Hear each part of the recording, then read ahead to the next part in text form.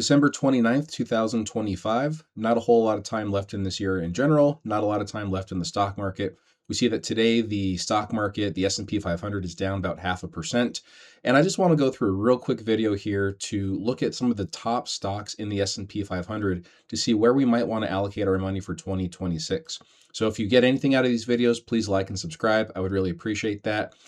This is probably one of the more important videos that I've made, in that we're going to look at some of the best stocks in the S&P 500. We're going to exclude real estate. We're going to exclude financial companies, mainly because our methodology that we use here at Inner Flame Finance doesn't really handle those very well.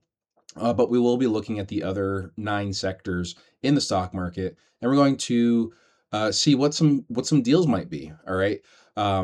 So we're just going to get to it. Your time is valuable. I just want to get to this. This is going to be a quicker video, but please, again, like and subscribe. And also just a reminder that nothing that we say on this channel is ever financial advice. We are not telling you to buy, hold, or sell any stocks.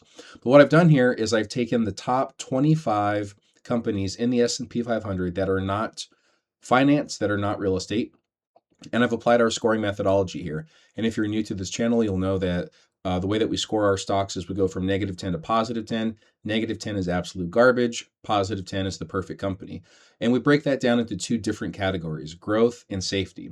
So here we are looking at the growth scores, and we see that from top to bottom, we have some very solid companies at the top. We have NVIDIA, Eli Lilly, and Micron scoring at 7.5.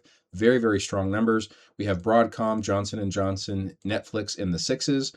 Microsoft, Google, Meta, Google again, because they have 2 different share types, Oracle and Cisco. That's not Costco, that's Cisco, in at the 5s. And so we have very strong companies when it comes to growth. A lot of the S&P 500 is growth. It's these technology companies that are growing. They have grown, and they're expected to grow thanks to the dawn of AI. Okay. We're not just going to worry about that, though. We're also going to look at safety. We want to have a little bit of safety in our portfolios, and that means solid growth, but also dividends. We want companies to pay out some solid dividend yields for us. So we have Home Depot, Johnson & Johnson, Procter & Gamble, Cisco again. We have Microsoft, Apple, Google, scoring toward the upper end of those safety scores. And so what we're going to do is we're going to look at the growth scores, we're going to look at the safety scores and average those together, and we're going to see what the sort of overall score is, again, on that -10 to +10 scale.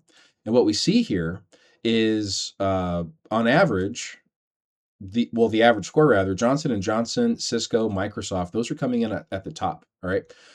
We're going to apply intrinsic value calculations to these, because not only do we want to base our investing methodology off of the scores, we want to see, yeah, maybe they're really good companies, but maybe they're currently trading too expensive. So we want to have an idea as to what the intrinsic value of these companies is. As Warren Buffett famously said, price is what you pay, value is what you get. We want to get good value for our money. We want to make sure we buy quality companies at low prices so that they can appreciate in time. Okay, now this is also sort of a teaser for tomorrow's video, because what we're going to do tomorrow is look at a different type of intrinsic value calculator. So we've done the PE ratios model, we've done the dividend discount model already, and tomorrow on this channel, I'm going to record a video showing you how to do a discounted cash flow analysis. So stay tuned for that. It's we're going to go step by step how to go through that. And if you're watching this video in the future, then that video is already posted, and that will be available on this channel. So what we're going to do is we're going to look at the intrinsic value of these 3 different companies, or rather of all these different companies, using these 3 different methodologies. Sometimes we don't use the dividend discount model, mainly because there's not a strong dividend or there's no dividend at all. Okay, so we're just going to go through the top here, and we're going to see that Johnson & Johnson intrinsically is worth about $233 according to our calculations. It's currently trading for $208. That gives us a margin of safety of 10.6%. We see Cisco is in at $82 per share, currently trading at $78. That gives us a 5.4% margin of safety.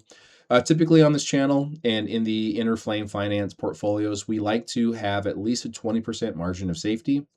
But for solid companies like these, for like we're talking about the best companies in the world, the top 25 companies in the S&P 500, we sometimes make exceptions. And so, for example, with Microsoft, we see that they have an intrinsic value of $594. They're currently trading for $485. That gives us almost a 20% margin of safety, 18.3%. Now, Microsoft is a solid company. They have a growth score of 5.6, a safety score of 5.8, average score of 5.7. This might be something that we consider putting in our inner flame finance portfolios. Procter & Gamble is basically trading at fair value. We think it's intrinsically 146, currently trading for 145. Not worth getting that extra dollar, not risking our capital to try to get $1 or 0.9% margin of safety.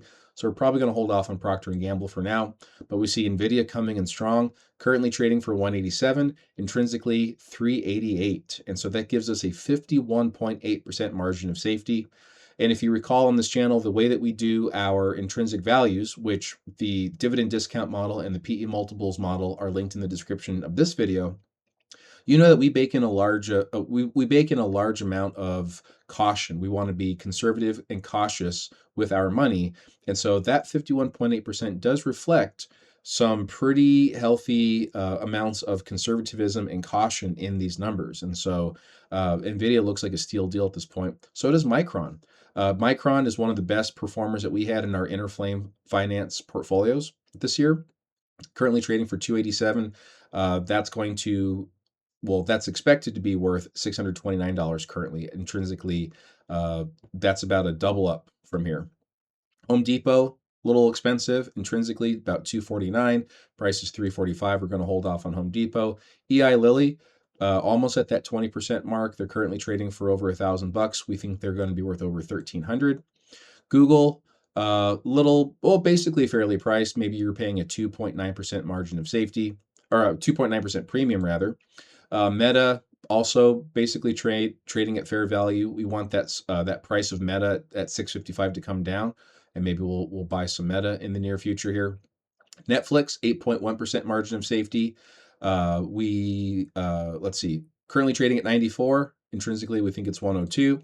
Apple, a little expensive. We want that to come below 200 before we consider buying it. Now, Google, this is just the other type of shares from GOOGL, and so we're not going to really look at that one. Broadcom, 21.4% margin of safety, currently trading for 348, and we think it's worth 443. So I'm going to remove these here, and because these scores are so low, and also because some of these margins of safety are negative, we're not going to invest all of our money into all 25 of these companies. And so we just sort of stopped at Broadcom at 3.95, which basically rounds up to 4. Oracle, ABBV, that's drug company, General Electric, Amazon, these types of companies we're going to hold off on for now. Although past analysis has shown that Amazon might be a good deal. It's coming in low in growth. It's coming in low in safety. Safety, obviously, because it does not offer a dividend. But as far as growth goes, this 3.8 may not reflect accurately what Amazon's up to. And we've done analysis in the past where the intrinsic value of Amazon might be quite higher than 231. However, we want to make this a quick video. We don't want to get into too many details. And so we can see that if we had $100 to allocate into these 25 different companies, we're going to be picky and choosy and not allocate all of our capital into all of those companies. Instead, we would put 7% into Johnson & Johnson, 3% into Cisco, 10% into Microsoft, just 1% into Procter & Gamble, get some of that dividend and safety cushion in there, and $28 and $29 into the big dogs, Nvidia and Micron. We still think that there's a lot of room for growth for Micron. Eli Lilly, 10%, 4% would go to Netflix, and 8% would go to Broadcom. And again, these are not, this is not investment advice. We're not telling you what to do with your money. We're not telling you to buy, sell, or hold anything in your portfolio. Do your own due diligence, do your own research. Check out those links in the description below to make sure that you can use your own numbers in your own valuation models if you agree or disagree with what we have here. Also, let me know what you're buying in 2026. So down in the comments below, what are some stocks that you are interested in? Are any of these in your portfolio? Are any of these on your watch list? Or do you have a completely different strategy for 2026? We'd love to know. We'd love to respond and have that conversation with you.